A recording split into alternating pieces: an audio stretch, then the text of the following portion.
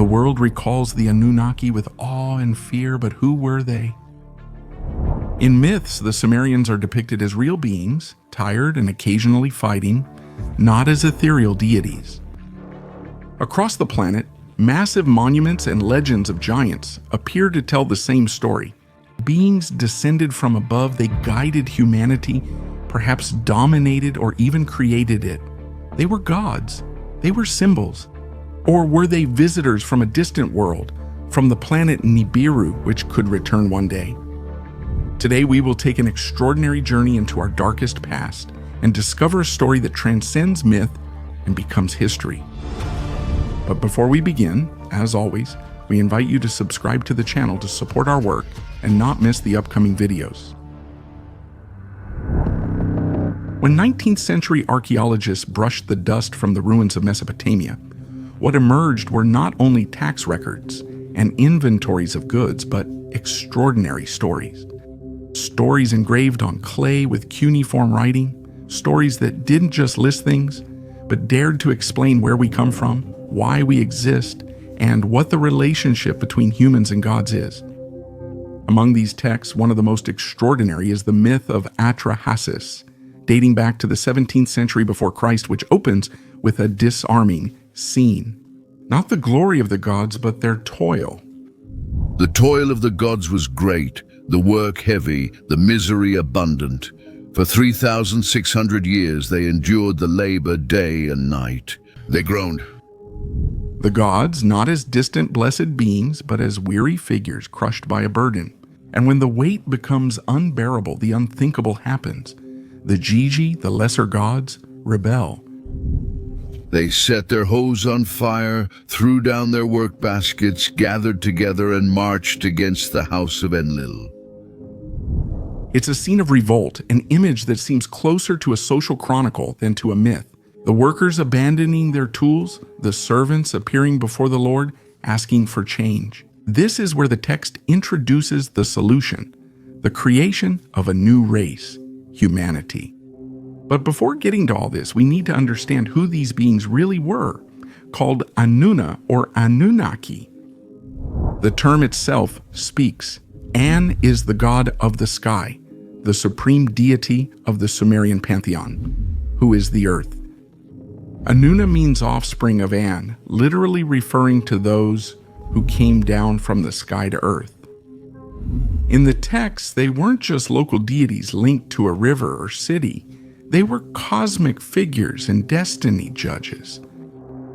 In the Epic of Gilgamesh, we read the Anunnaki, the great gods, sit and decree fate. Their words are irrevocable.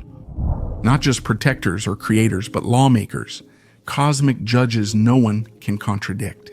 And next to them, always in the text, are the Igigi, the great watchers, the subordinates who carried out the hardest tasks. Their rebellion in the process triggers the birth of man. But the Anunnaki are not confined to a single myth. In the Numa Elish, the Babylonian creation poem, they are the ones who set up the throne of Marduk after the victory over Tiamat, the goddess of chaos. The Anunnaki built a royal throne for him, sat together, and proclaimed him king. In the Descent of Inanna, they are the harsh judges of the underworld who determine the goddess's fate. The Anunnaki of the underworld sat on stone thrones and fixed on her the eyes of death. The thread that connects these fragments is evident. Wherever they appear, the Anunnaki embody absolute power, the ability to establish orders that no one else can break. Not just decorative figures, but the core of the Mesopotamian pantheon. And their very etymology, offspring of An and Ki, makes them beings suspended between heaven and earth, neither entirely divine nor completely mortal. Given this evidence, the remaining question is inevitable. Are these allegories meant to reflect the social tensions of early city-states? Or do the texts recall distorted memories of real beings, flesh and blood figures from elsewhere, remembered as gods? It was only in the 20th century that someone dared to read those tablets, not as religious allegories anymore, but as historical accounts. His name was Zechariah Sitchin, a man born in Baku, raised in Palestine, and educated in London, who in 1976 published a book that would become famous, The 12th Planet, in Italian Il Pianeta degli Dei. In its pages, Sitchin claimed that the Anunnaki were not imaginary deities, but real beings from a planet outside our solar system. Called Nibiru in the text, the word Nibiru actually appears in Mesopotamian sources, particularly in the so-called Mulapin tablets, Babylonian astronomical compendiums dating back to the first millennium before Christ. Here, the term refers to a body crossing or a transit point in the sky, sometimes linked to Jupiter, and other times to Mercury. But Sitchin rejected this conventional interpretation and instead claimed that Nibiru was a planet of its own, with an orbit of about 3,600 years capable of cyclically entering our solar system. That number once again comes from the myth of Atrahasis, where the gods work for 3,600 years before the rebellion. Not a random detail according to Sitchin, but a coded clue. To support this thesis, Sitchin cited an extraordinary artifact, the cylinder seal VA 243, which is now kept at the Berlin Museum. This small object dated around 2310 before Christ shows an apparently enigmatic engraving, a seated divine figure, two standing figures, and above them a drawing depicting a star surrounded by 11 smaller bodies. According to archaeologists, it is simply a symbolic representation of deities with their astral attributes. But for Sitchin, it was much more. He interpreted that drawing as a representation of our solar system, with the sun at the center, surrounded by planets, including an unidentified 12th celestial body.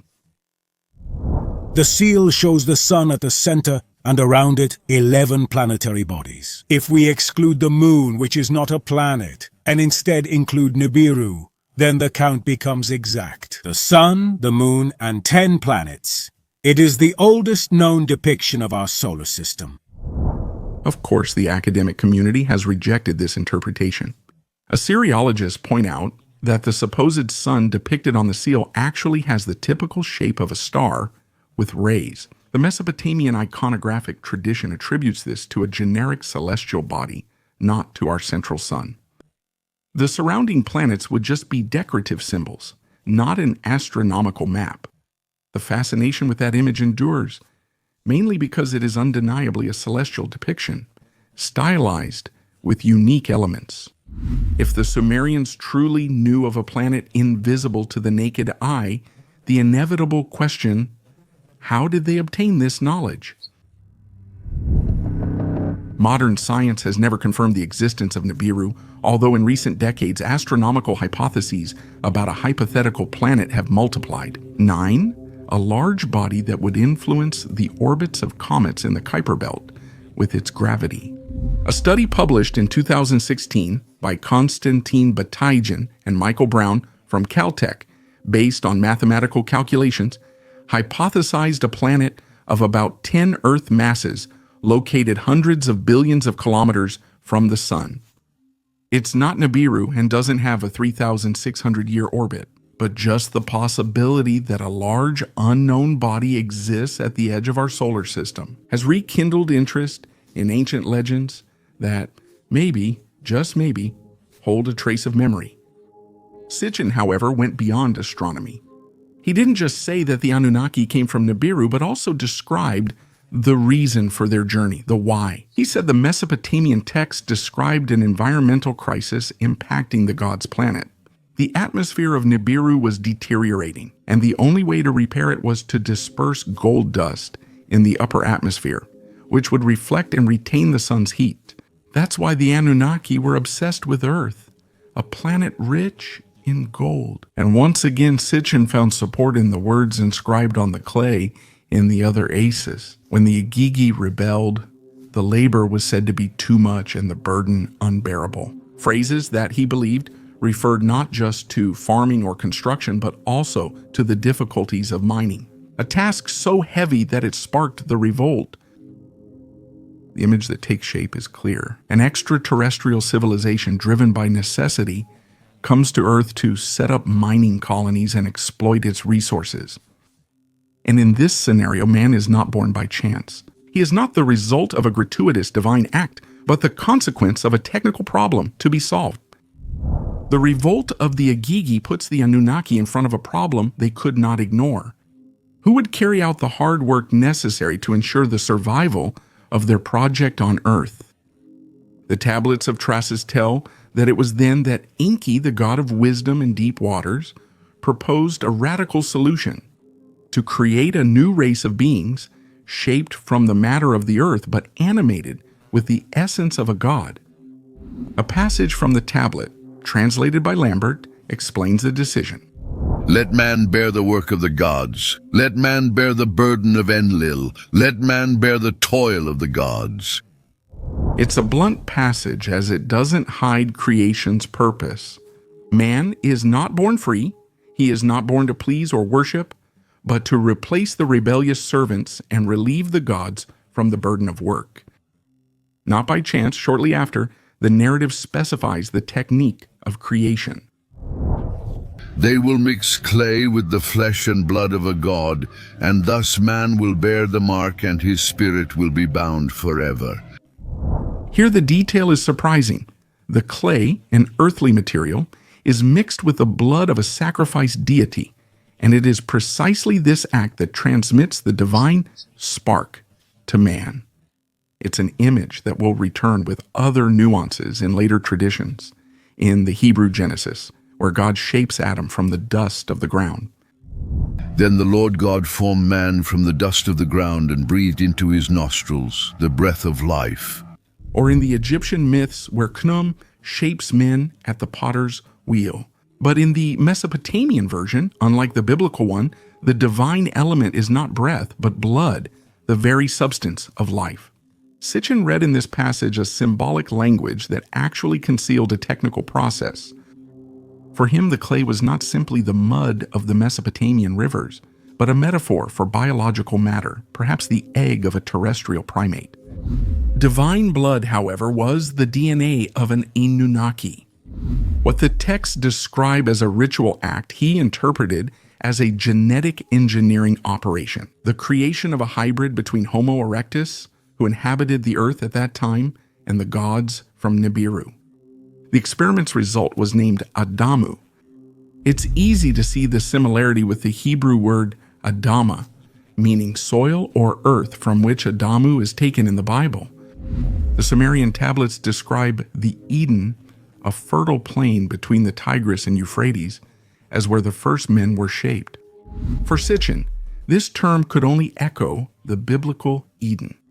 Not a paradise garden, but a genetic engineering lab outpost. Enki opened his mouth and said to the great gods, "In the blood of the god, let the clay be mixed, and let man and God be blended in the clay."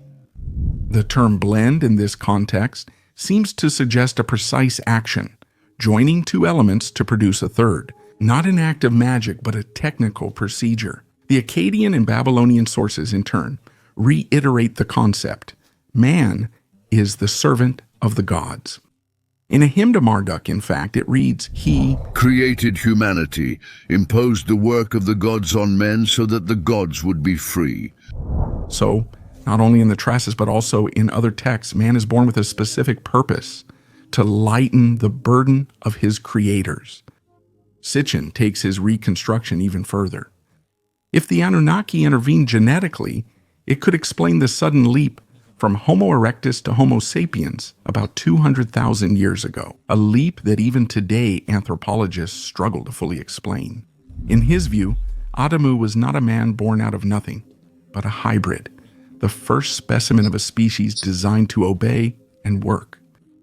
It's a debated interpretation, but notably the ancient texts, despite their philological simplicity, don't depict creation as an act of love or grace. They describe a commission work, a deliberate act aimed at a practical purpose, and this purpose remains engraved in the very words of the tablets that man should bear the play of the gods, that man should bear the toil of the gods. Man was born shaped from clay and divine blood, and with him a new phase of the Anunnaki's earthly project was taking shape. But like all new creatures, he was more than a tool. he was a possibility. This possibility deeply divided the two brothers at the heart of the pantheon, Enki and Enlil. Enki being lord of the abyssal waters and wisdom, the one who, in the text also called Ea, saw in humanity something more than just a tool. The stories describe him as benevolent, almost protective, inclined to break orders just to help men. In the myth of the flood, it will be him who whispers a saving warning into Ziusudra's ear. Enlil, on the other hand, was the god of wind, authority, and absolute power. Stern, inflexible, jealous of his own supremacy. In the texts, he often appears as the enemy of humanity, the one who decides to wipe them out when they become too numerous and noisy. A passage from the Trasis makes this tension disarmingly clear. When people multiply and get too noisy, Enlil reacts. The clamor of humanity has become too great. Their noise does not let me rest. Therefore, I will send a flood to wipe out the human race. However, Enki secretly opposes this, always trying to protect mankind from destruction. The rivalry between the two brothers has lasted for centuries. Many see a biblical echo in this. Enki as the serpent bringing knowledge, Enlil as the stern punisher, Enki as Prometheus gifting fire, Enlil as Zeus who chains.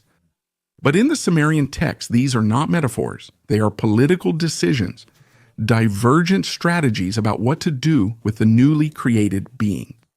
And it was in this context that another of Mesopotamia's fundamental institutions was born, kingship. The Sumerian king list, a cuneiform tablet from the 2nd millennium before Christ, states, After kingship descended from heaven, Eridu was the first city. The phrase is powerful. Kingship isn't born among men or created as a social institution, but it was not a gift, rather an imposition from above, a legacy of the Anunnaki passed to men to rule in their name. But what makes this list extraordinary is not just the idea that power descended from the sky. It's the durations of the reigns. Before the Great Flood, it is said the rulers reigned for unimaginable periods. Al-Ulim reigned for 28,800 years. Al-Algar reigned for 36,000 years.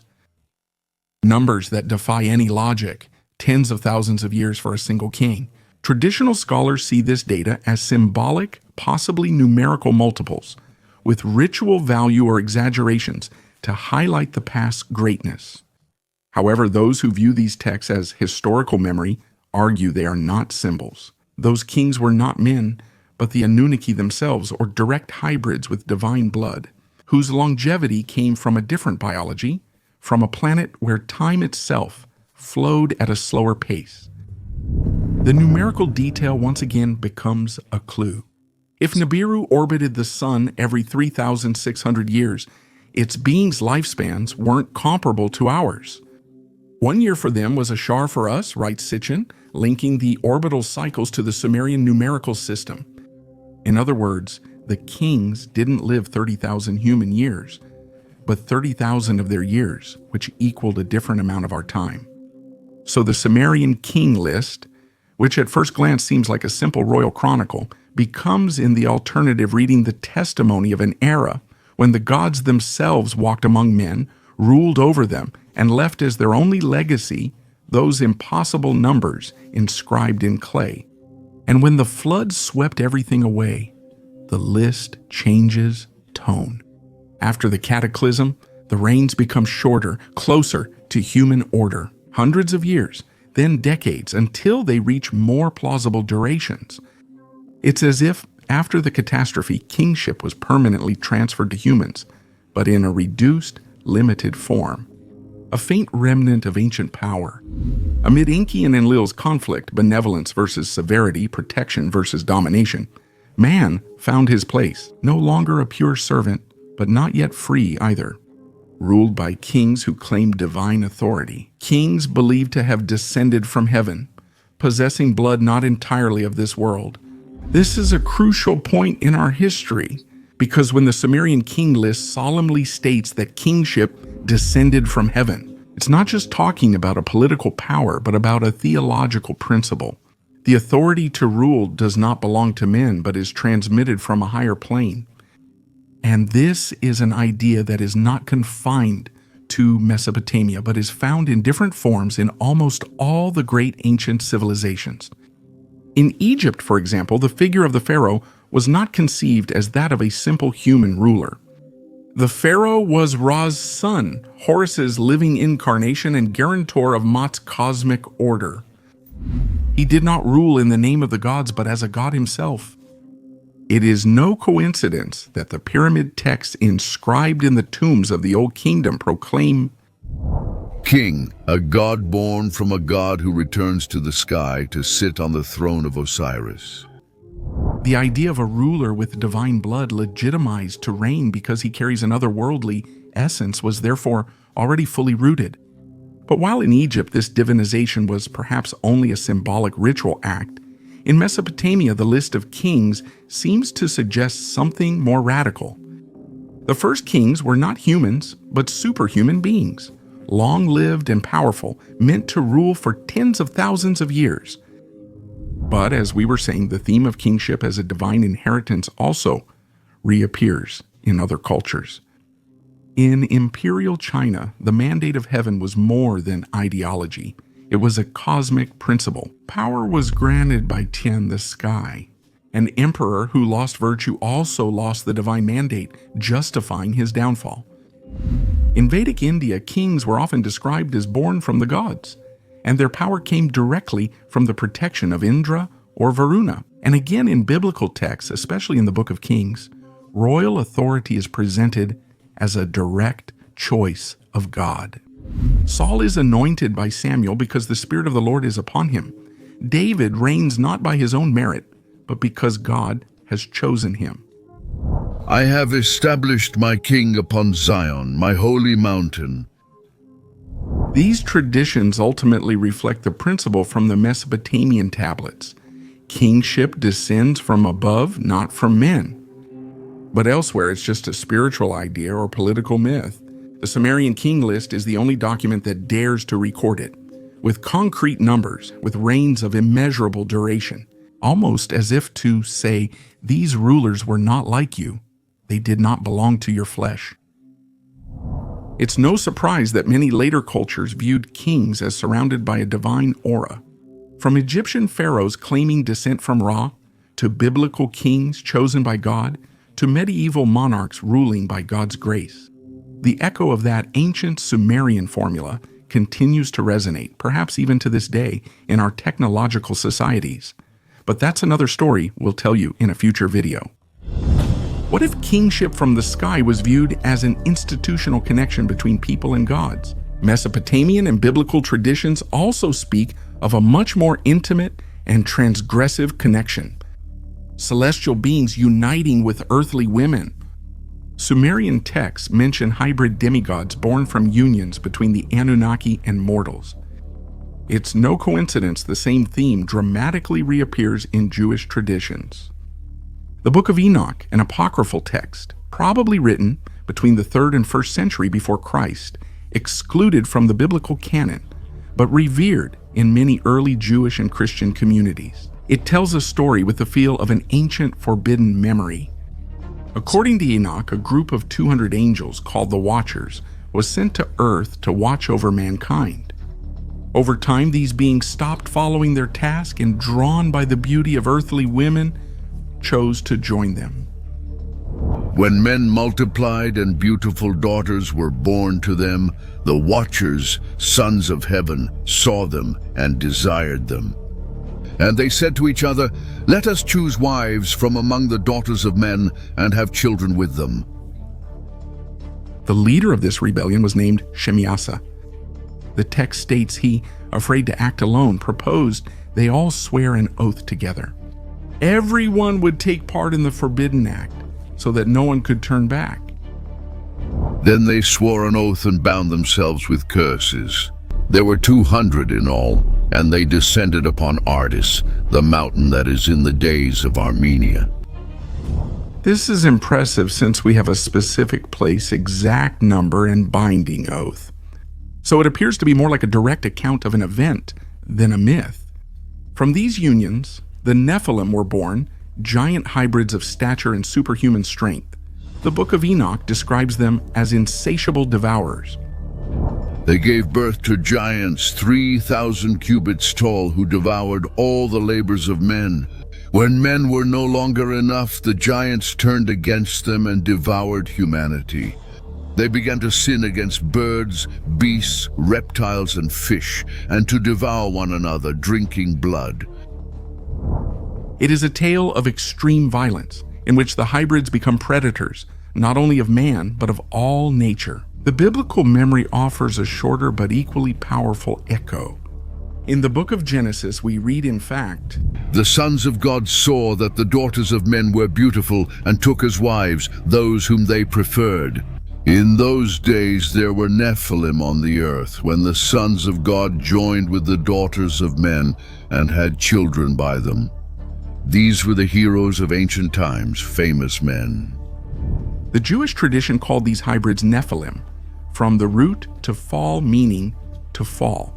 They were seen as the fallen ones, possibly because they were children of fallen angels or fell from a divine state to an earthly one.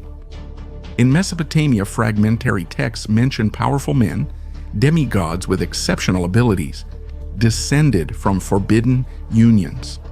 In Greece, similar figures appear among the Titans and the heroes who were sons of Zeus and mortal women. In other cultures, the Nordic giants and Andean colossi reflect the same idea: divine human hybrids, powerful yet unstable and doomed to fall. The common point of all these stories, however, is not just the birth of exceptional beings, but the catastrophic consequence that follows. Azazel taught men how to make swords, knives, shields, and armor, and showed them metals and how to work them. Shemyasa taught spells and how to cut roots. Others taught the observation of the stars and the signs in the sky. It is the precise description of the mysterious, sudden spread of technological, military, and magical knowledge. What traditional readings see as myth and allegory, Sitchin and other alternative authors view as a coherent narrative. The Anunnaki, or some of them, did not just create man as a tool, but went further, breaking the rules of their own society, giving life to hybrid creatures and pouring knowledge into the world that humanity was not ready to handle.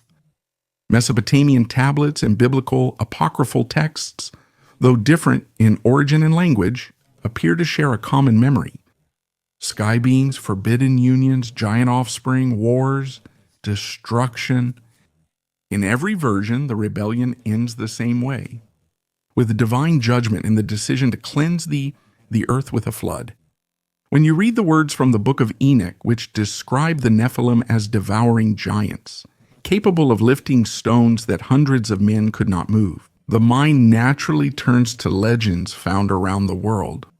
Is it a coincidence that distant cultures credit their largest stone monuments to superhuman beings rather than men? Medieval chronicles in the Middle East described huge skeletons discovered under ancient ruins. Josephus Flavius, a first-century Jewish historian, wrote that, in his time, remains of the giants from the Bible could still be seen in Palestine. Even today, there are still bones of such men of incredible size to be seen with your own eyes. So it wasn't a distant myth, but a memory that the contemporaries of Enoch and Moses could have verified. In the 1800s in the United States, local newspapers often reported giant skeletons found during native mound excavations. Bones 2 or 3 meters tall, skulls of abnormal proportions, sometimes described as dolichocephalic, unnaturally elongated. Many of these reports were later downplayed, and in some cases they turned out to be outright hoaxes. However, the collective imagination still strongly associated the American mound builders with a lost race of giants. And the Cherokee, Choctaw, and Sioux legends, coincidentally, speak of colossal men who preceded the current tribes and were wiped out by divine cataclysms. In Peru, Spanish chroniclers of the 16th century, such as Pedro Chiesa de Leon, collected the testimonies of the indigenous people. Ancient giants were said to land on the coasts build cyclopean walls, and be destroyed by fire from the sky. At Tiahuanaco and Pumapunku, the stones, carved with impossible precision, blocks of andesite weighing dozens of tons, were explained for centuries as the works of colossal men, capable of handling stones that no mortal could have moved. Even in Europe, the thread holds. In Sardinia, the giants of Monte Prama, Nuragic, statues over 2 meters tall from the 9th century before Christ, were seen by locals as depictions of ancestors, semi-divine heroes who once walked the island. And also the megaliths of Stonehenge in England, the French dolmens, the menhirs scattered from Portugal to Scandinavia, all of them were attributed to giants for centuries. Medieval farmers, looking at those colossal stones, couldn't imagine that men like themselves had erected them. It was the work of the Nephilim, titans, and beings who once lived on Earth. Even the Bible maintains this link. In Deuteronomy, it talks about the Rephaim, a race of giants who lived in Palestine. All this land of the Rephaim was called the land of giants, but the Ammonites called them Zamzumim, a great people, numerous and as tall as the Anakim. These vanished peoples, according to the text, leave the suspicion that the Israelites really did encounter, at least in mythical memory, a race of men of exceptional stature. From the Anunnaki's perspective, the explanation would be straightforward. The giants were nothing more than the hybrid offspring of forbidden unions, beings that were too large, powerful, and uncontrollable. The same ones who, as stated in the Book of Enoch, started devouring humans and animals indiscriminately, becoming a plague on all creation. If the sin of the Watchers had only been of the flesh, their guilt might have been limited to a private transgression, a violation of the established order. But the Book of Enoch says that their descent to earth did not stop there. They brought with them secrets that until then belonged only to the gods. This is where the rebellion becomes a cultural catastrophe. Azazel taught men how to make swords, knives, shields, and armor, and showed them the metals and the art of working them. He taught women about ornaments, bracelets, and necklaces, the use of dyes, the beauty of the eyes with antimony, and all kinds of precious stones and colorants. And so impiety and corruption multiplied. In just a few lines, elements are concentrated that, seen from the perspective of that time, are revolutionary. Metallurgy, the art of war, cosmetics as a weapon of seduction, and the knowledge of mineral substances. But it wasn't just a matter of weapons and ornaments. Other watchers, Enoch continues, spread even deeper secrets. Shemiasa taught spells and root cutting. Amaros the art of breaking spells. Barachiel taught the observation of the stars, Kokabel the signs of the constellations, Ezekiel the knowledge of clouds, Arachiel the signs of the earth, Shamsiel the signs of the sun, Sariel the signs of the moon. The act's gravity is in both the transgression and its effect. Man, born to be a servant, is suddenly initiated into secrets that make him powerful, aware, even dangerous. The arts of war make him destructive. Divination deludes him about ruling the future, and seduction drags him into vice. The text intentionally ends this way, suddenly introduced. The men perished, and their cry rose to the sky. Before the storm hits, a decisive point remains. If the Guardians really taught men forbidden arts, we can still recognize traces of that knowledge today. They are the archaic metallurgies, the astronomical alignments of temples, the astonishing knowledge of ancient peoples, from agriculture to writing, fragments of that ancient package of civilization passed down by beings who came from above. When the forbidden teaching spread, the world descended into violence and corruption. The Nephilim, born from gods and human women, ruled by force. The Watchers introduced arts that corrupted the natural order and humanity itself. Freed from ignorance, humanity began to multiply its own mistakes. In the Book of Enoch, the earth's cry reaches the heavens. Then Michael, Gabriel, Raphael, and Uriel looked down from the holiness of heaven and saw much blood shed upon the earth, and all the iniquity committed on it. And they said to one another, the cry of their lamentations rises up to the gates of heaven. At the heavenly tribunal, faithful angels present their lament to the Most High, and the sentence is given. The watchers will be chained in the abyss, their hybrid children destroyed, and the earth purified by catastrophe. Destroy all the children of the angels, the children of illicit loves, the children of the watchers, because they have oppressed humanity. In the Mesopotamian version, the decision is just as irrevocable. In the Atrahasis, when humanity becomes too noisy, Enlil complains us, The clamor of humanity has become too great. Their noise does not let me rest. Therefore I will send a flood to wipe out the human race. Not everyone agreed. Enki once again opposes his brother. He can't save humanity openly, but he finds a way to get around the divine order. He secretly gives Atrahasis, the wise one, instructions to survive. Demolish your house, build a boat, abandon your possessions, save your life, bring on board seeds of every living being, seal the boat with tar so that it is as strong as the firmament. These words are nearly identical in the Babylonian version. Later in the Epic of Gilgamesh, when Utnapishtim tells the king of Uruk about his salvation from the flood, Tear down your house, build a boat, leave your riches, seek life, bring onto the boat the seed of all living creatures. Let the dimensions of the boat be well proportioned, its width equal to its length. the parallel with the Bible is impressive. In Genesis, God commands Noah, Make yourself an ark of cypress wood, make it with decks and cover it with pitch inside and out. Of every living creature of all flesh, bring into the ark 2 of every kind, so that they may survive with you. The elements are the same: a chosen man, a divine warning, building a ship, gathering animals, and sealing the hull with pitch. The mention of the birds is included in all versions. In Atrahasis, it is told that when the waters began to recede, the hero first released a dove, which came back, then a swallow, which also returned. At last, a raven didn't return, signaling the land had appeared. I released a dove, it came back. I released a swallow, it came back. I released. A raven saw the waters recede and never returned. This episode also appears in Genesis. Noah sent out a raven that went back and forth until the waters had dried up. Then he sent out a dove, but it found no place to rest and returned to him. After 7 days he sent out the dove again, and it returned with an olive leaf.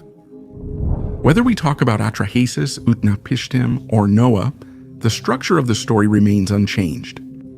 A shared memory that crosses peoples, languages, and religions. It's enough to make us think it's not just fiction, but a memory of a real catastrophe that affected ancient civilizations. Modern scholars have proposed natural explanations such as the end of the last ice age and rapid glacier melting causing sea levels to rise, the Black Sea flood, circa 5,600 before Christ, C, when Mediterranean waters flooded inhabited lands after breaking through the Bosporus, or even the impact of an asteroid. But the tablets and scriptures don't mention geology. They discuss judgment, sin, a cosmic order broken by humanity, and a hybrid lineage that crossed the line. And once again, the figure of Enki emerges, the god who never stops protecting humans, in contrast to Enlil, the god who wants to annihilate them. The same tension runs through the whole story. One brother sees mankind as a project to be erased, while the other sees it as a seed to be protected. Enki saves humanity from the flood, but at great cost. Their lives will be shortened, their strength reduced, and their knowledge limited so that they can no longer threaten their creators. The flood had passed, the waters had receded, and humanity, having survived by a miracle thanks to Enki's warning, began to rebuild. But what remained was no longer the same world. The Nephilim vanished, guardians were chained, and human lifespans shortened. Yet, in that devastated landscape, The gods left behind structures that would defy the centuries. The great temples, the stepped towers, the Cyclopean monuments that still stand today as shadows of their power.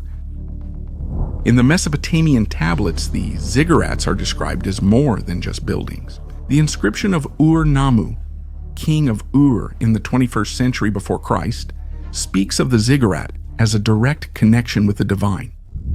Its summit rises toward the heavens, its base sinks into the depths. It is a link between heaven and earth. The phrase appears repeatedly in the texts. Antimonenki, the name of the great ziggurat of Babylon, literally means house of the foundation of heaven and earth. Not just a simple temple then, but a point of contact, a sacred staircase that allowed the gods to descend and men to rise. From the Orthodox perspective, these structures were places of worship, platforms to bring the faithful closer to God. But in the heretical view, the ziggurats were much more functional platforms, perhaps even landing strips for the celestial ships of the Anunnaki. Some texts mention celestial boats or divine chariots on temple terraces. A hymn to Inanna states, Your sanctuary is a horizon, your dwelling is the place where the celestial ships descend. And it's not only Mesopotamia that holds these enigmatic towers. Further west in Egypt, the pyramids stand. Modern tradition credits them to the ancient kingdom, yet their features still puzzle us today. The Great Pyramid of Giza is aligned with an error of just 0.05 degrees from true north, a level of precision that even modern engineers consider almost unattainable with primitive tools. The blocks that make it up, over 2 million of them, weigh from 2 to 70 tons each and were cut with a regularity that still amazes archaeologists. It's no coincidence that ancient authors, like Herodotus, recounted that the pyramids were already surrounded by mystery in their time, and that many Egyptians believed they were works of the gods, not of men. In the vision of the Anunnaki, the pyramids were not tombs, but instruments. Sitchin hypothesized that they could function as navigation beacons, landmarks for the flight of celestial ships, or even machines capable of resonating with the Earth's energy.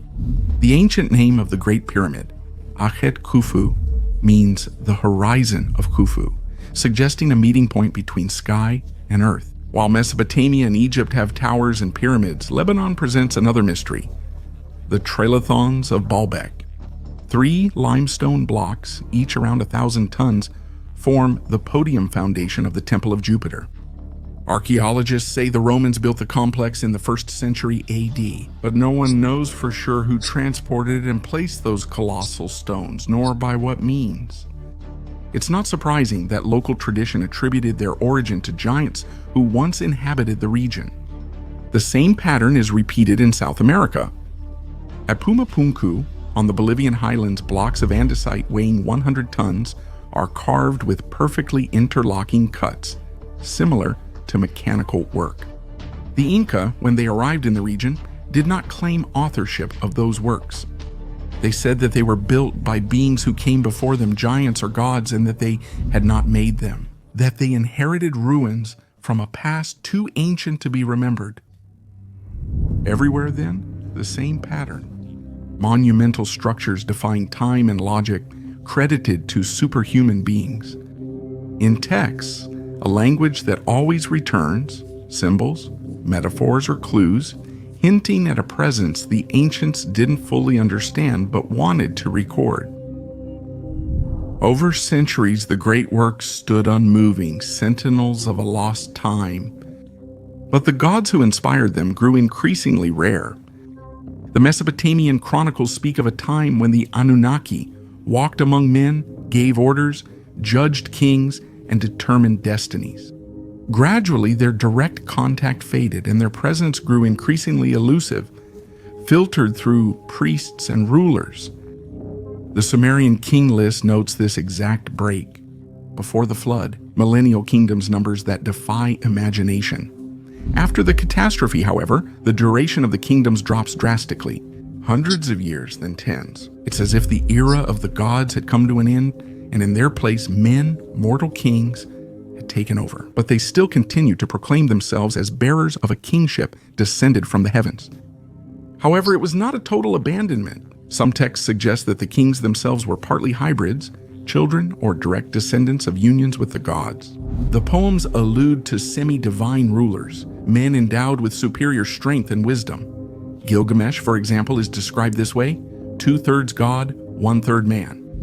It's the echo of a not entirely earthly bloodline, still present in the rulers, giving them an authority seen as otherworldly. This legacy became symbols over time. The gods no longer appeared physically, but as statues, seals, and reliefs.